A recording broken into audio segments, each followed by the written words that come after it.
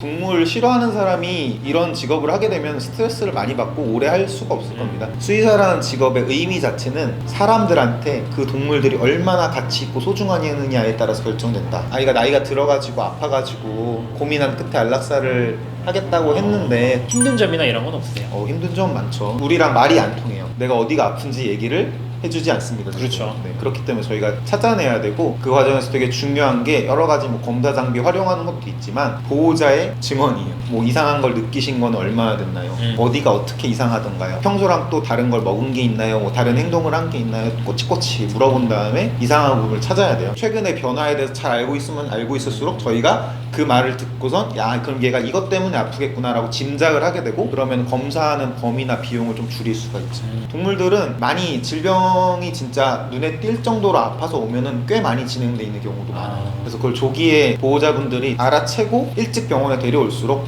당연히 더 치료하기도 쉽고, 아이도 더 고생을 덜 합니다. 자기를 치료한다는 걸 좀 잘 이해 못할 때도 많아요. 웬 낯선 사람들이 낯선 공간에 데려와가지고 나를 막 만져보고 바늘로 찌르기도 하고 막 붙잡고 뭘 먹이기도 하고, 그러니까 보통은 동물들이 병원에 오면 다 무서워하죠. 그렇다 보니까 무는 애들도 있고 고양이 같은 경우에 핥히기도 하고 저희가 많이 다치는 경우도 많아요. 사람 병원에서는 환자가 의사나 간호사를 때리면 뉴스에 나오잖아요. 그렇죠, 나오죠. 동물 병원에서는 그게 일상입니다. 그래서 저희가 그런 걸 좀 감내하면서 일을 해야 되는 부분이 있고, 그렇기 때문에 사실 동물을 좋아하지 않으면은 하기 힘들 수 있어요. 그럼 수의사가 만약에 이제 되려고 하시면은 필요한 역량이라든가 마인드가, 그러면 동물을 사랑하는 마음, 기본적으로 동물 싫어하는 사람이 이런 직업을 하게 되면 스트레스를 많이 받고 오래 할 수가 없을 겁니다. 사람 대하는 일이라는 거를 저는 좀 말하고 싶어요. 치료를 내가 해줘야 되는 환자가 따로 있고 그 그쵸? 치료를 의뢰하는 사람이 따로 있어요. 그렇기 때문에 얘를 아무리 내가 잘 치료해주고 도와주고 해도 이 사람이 마음에 안 들면은 골치가 아파져.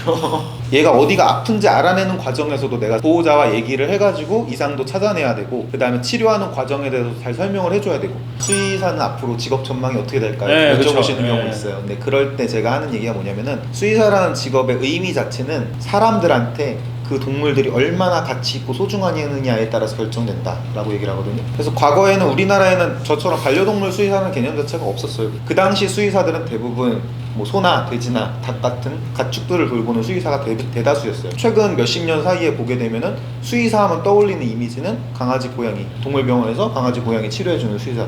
변하죠? 앞으로도 변할 거예요. 그래서 사람들한테 동물들이 가지는 그런 의미가 어떻게 변하느냐에 따라 수의사가 가지는 역할이나 직업적인 가치, 그런 것도 변하게 될 거라고 생각을 합니다. 지금 현재 추세처럼 사람들한테 동물이 정말 더 소중해지고 가족 같아지면 그럴수록 수의사라는 역할에 대해서 기대하는 부분도 진짜 내 가족, 내 친구들을 치료하는 사람이라는 인식으로 가는 거고, 만약에 그렇지 않다면 수의사라는 직업의 가치나 그런 역할도 축소가 되겠죠.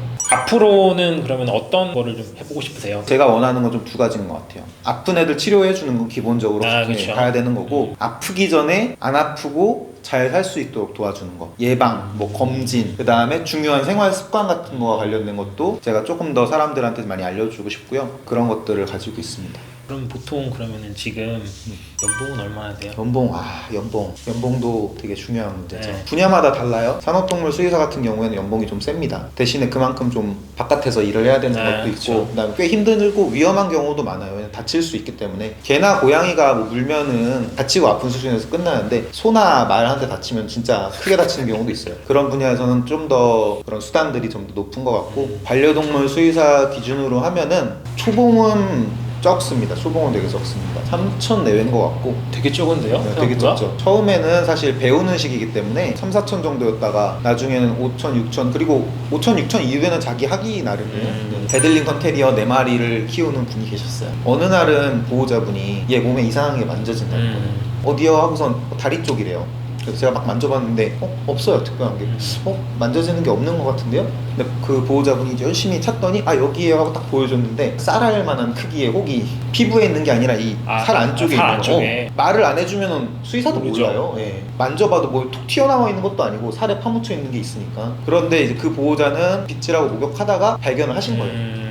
그래서 이게 뭔지 궁금하다, 검사를 좀 해봤으면 좋겠다 요청을 하셔가지고 검사를 해봤는데, 강아지 피부에 생길 수 있는 암 중에 한 가지가 나왔습니다. 그 종류의 종양 같은 경우에는 악성도가 꽤 높거든요. 근데 이게 커진 다음에 수술하면 수술하기가 그렇죠. 어렵죠. 그리고 다른 데 퍼질 수도 있고. 근데 진짜 쌀알 한 톨을 만할 때 확인을 해서 검사를 해서 아 이거 종양입니다, 수술하면 됩니다 하고 떼어내고 지금까지 잘 살아요. 그러니까 그만큼 보호자가 잘 관심이 살펴보고 중요하죠. 관심 있게 이상이 있는지 살펴보는 게, 수의사가 동물병원에서 환자들을 살펴보고 한다고 해도 매일 만지고 같이 생활하는 보호자만큼 그 아이를 잘 볼 수는 없어요. 물론 이제 저희는 전문적인 지식이나 그런 검사 장비들을 활용해서 얘네가 어디가 이상한지 아픈지를 살펴보지만, 기본적으로 제일 중요한 거는 미리 알면은 좀 준비를 할 수가 있고 그 진행 속도를 확실히 늦출 수 있고, 어떤 종류의 질병 같은 경우에는 아예 초기에 발견되는 치료가 가능한 것도 있거든요. 그리고 또 기억에 남는 환자 중에 하나는 이런 아이도 있었어요. 사정이 어려운 집이었는데 강아지가 경련이라고, 보통 이제 뇌 쪽 문제나 아니면 간이나 그런 쪽에 문제가 있어가지고 몸에 떨림이 멈추지 않고 제어가 안 되는 질환이 있어요. 그 경련을 너무 심하게 해가지고 멈추지 않는 경련 때문에 환자가 왔었는데, 그래서 저희가 이제 경련을 멈추게 하는 약을 쓰고 이제 막 수액을 주고 산소도 주고 막 여러 가지 치료를 하는데, 이틀이 돼도 경련이 계속하고, 그러면 약을 써야지만 잠들고 그 상태가 지속이 되는 거예요. 그러니까 그 보호자도 이게 나을 수가 있냐 없냐 저희한테 여쭤보는 거예요. 사실 얘가 뭐 때문에 경련을 하고 뭐 때문에 아픈지는 MRI 검사라든가 그런 걸 해봐야 되거든요. 근데 MRI 검사는 사람에서도 비싸잖아요. 네, 비싸죠. 그러다 보니까 그 검사까지를 못 하시겠다는 거예요. 그럼 저희도 되게 힘들어요. 얘가 이게 무슨 질병 때문에 아파요? 이게 치료가 되는 건가요?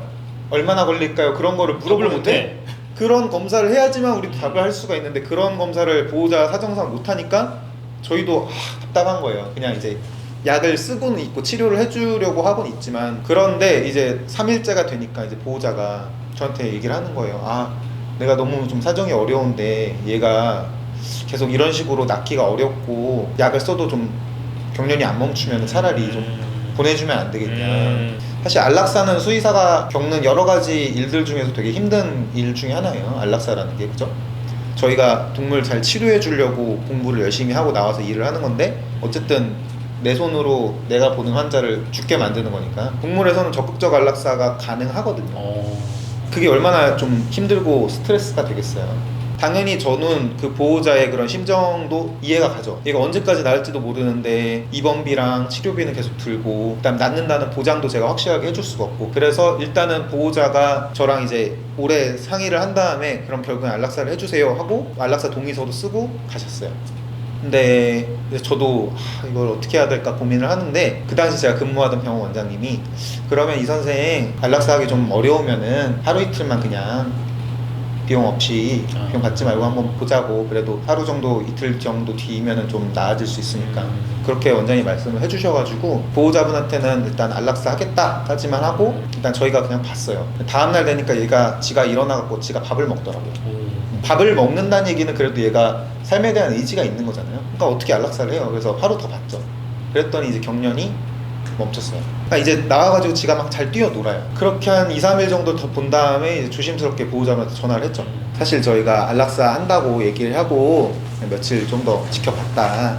그랬더니 다행히 아이가 스스로 밥도 먹고 이제 약 먹고 나니까 경련도 안 한다, 멈췄다. 그래서 어떻게 보호자분이 아이 데려가시겠냐 했더니 좀 마음은 복잡했을 수도 있어요. 이게 어쨌든 앞으로도 치료를 해야 되는 거고, 아이가 나이가 들어가지고 아파가지고 고민한 끝에 안락사를 하겠다고 했는데 또 어쨌든 나았다고 하니까 그쵸. 당연히 기뻤겠지만 또 복잡한 마음 드셨을 수도 있어요. 또 경제적으로 어려운 분이시고 하니까. 그렇게 해서 보낸 적이 있었는데, 그 이후로 사실 제가 안락사를 함부로 못 꺼내요. 먼저 해달라고 하시는 분들도 있는데 상당히 좀 설득하는 편이에요. 진짜 저희가 할 수 있는 치료를 다 하고 나을 희망이 없어. 그래도 안락사는 사실 조금 조심히 고려를 해야 되는 거고, 진짜 뭐 암 때문에 얘가 너무 아파, 약을 계속 진통제를 쓰는데도 아파, 그런 경우라면은 당연히 이제 안락사를 필요할 수 있어요. 계속 아프면서 사는 것보다는. 근데 단순히 얘가 잘 안 낫는다고, 낫기 어려울 것 같다고 안락사를 결정하는 거는 수의사라고 해도 쉽게 함부로 할 수 있는 결정은 아니다, 그런 생각도 많이 들었고요. 제가 나중에도 꿈은 있어요. 진짜 제가 뭐요? 처음에 되고 싶었던 것처럼 아프리카나 어디 그런 데 가가지고 진짜 야생동물들을 관찰하고 하실 것 같아. 내가 봤을 때는 하실 것 같아. 10년 후에 하실 것 같아.